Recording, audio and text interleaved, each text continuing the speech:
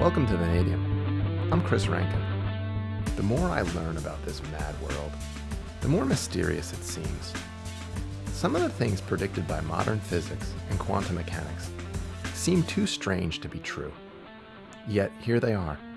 Many of the bizarre and counterintuitive effects and implications proven beyond any doubt, with thousands of diverse, independent experiments in agreement, verifying the results. Some physical phenomena, such as relativity and time dilation, are not only accepted, but relied on in the operation of critical modern technologies, such as the global positioning satellite system. Our everyday experiences with light and matter can mislead us into an overly simplistic view of the universe. It's when we have to look at things very closely, or build devices that require a deep understanding, that phenomena such as quantum tunneling emerge. In my opinion, perhaps the most fascinating quantum effect, tunneling, is the process for some objects, or collections of objects, to penetrate an impenetrable barrier without actually penetrating it. Really, the object somehow exists on both sides of the barrier. This sounds like some woo, or hand-waving, as it's referred to affectionately, but it isn't.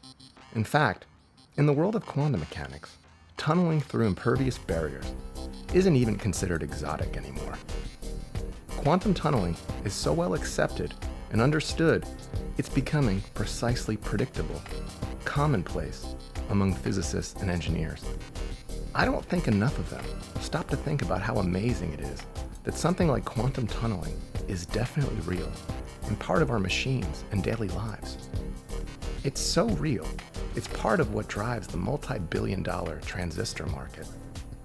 Quantum tunneling is what creates the physical limits on the size of transistors used in microelectronics.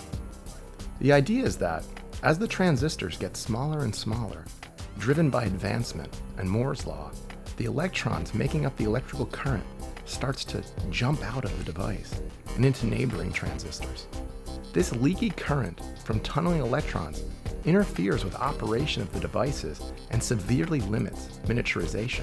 Quantum tunneling relates to the Heisenberg uncertainty principle, that objects in our universe cannot be described with perfect precision without considering the waviness of their existence. It's this wave-like property of matter that allows for this seemingly magical effect. The physical location of objects in the universe cannot be expressed by Cartesian XY coordinates alone.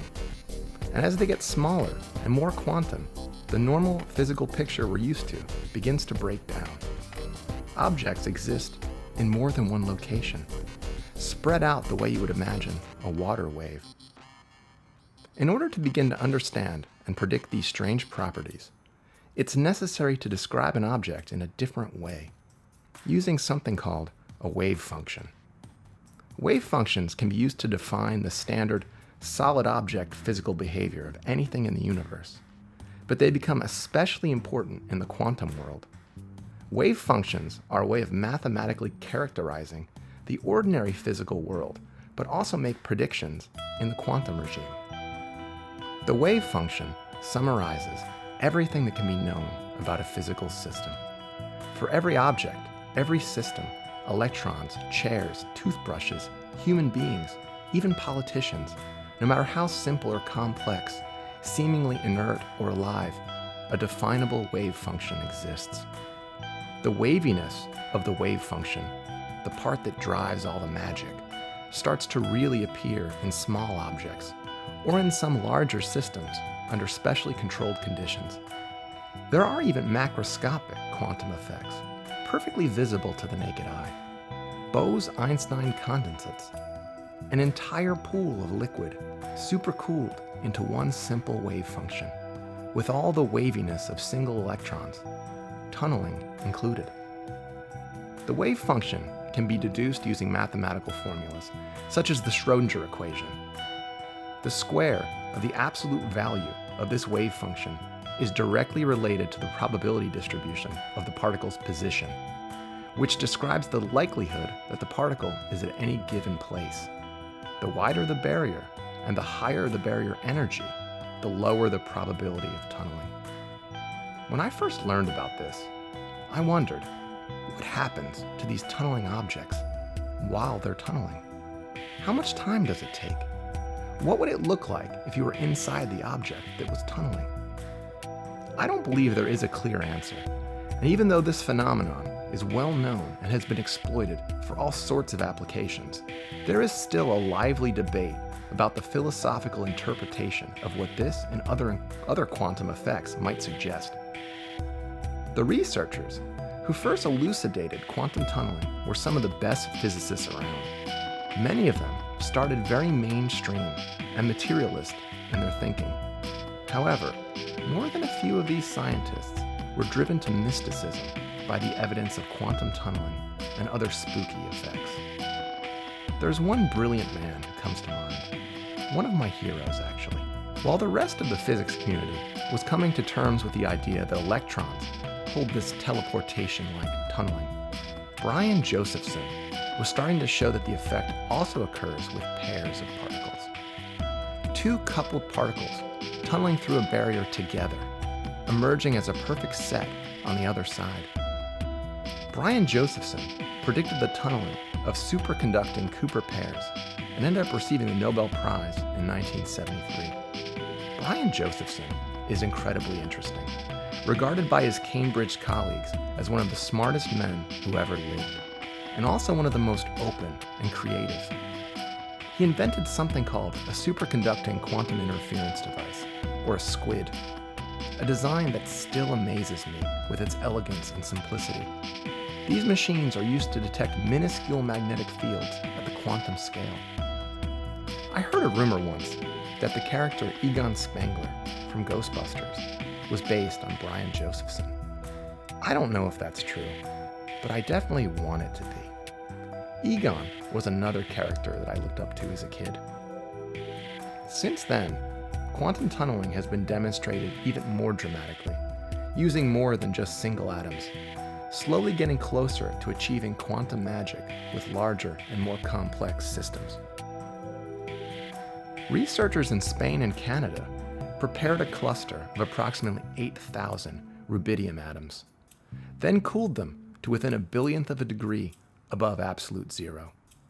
The super low temperature was required to keep the cluster of rubidium from moving around too much during the experiment. The scientists then used a laser to create a large magnetic barrier. The barrier was 1.3 microns thick, or about the thickness of 2,500 rubidium atoms. For perspective, if you were about a foot thick front to back, this barrier would be the equivalent of about a half a mile thick. Using another laser, the scientists slowly nudged the rubidium atoms closer and closer toward the barrier, moving them at about 0.15 inches per second. As expected, most of the rubidium atoms did bounce off the barrier. However, due to quantum tunneling, about 240 of them, about 3% of the atoms in the cluster, somehow tunneled, penetrated the barrier, and appeared on the other side. A similar effect has been recently observed with small water droplets. The quantum tunneling of water occurs when clusters of water molecules penetrate through sealed barriers or through nano-sized channels that would normally be too narrow to accommodate the size of the water droplets. In the tunneling state, the water molecules become delocalized around a ring and assume an unusual double top-like shape. The phenomenon showcases the unusual quantum motion of water, which is forbidden in classical mechanics, but allowed in quantum mechanics.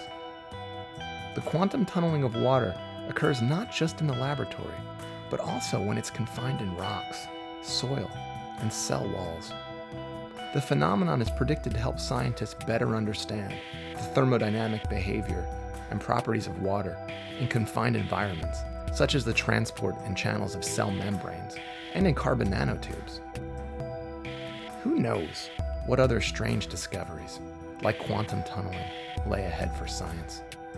Just when humans think that they have it all figured out, the other shoe drops. And I personally love that element of surprise in life.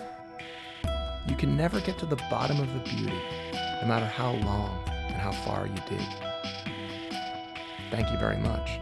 This is Chris Rankin with Vanadium.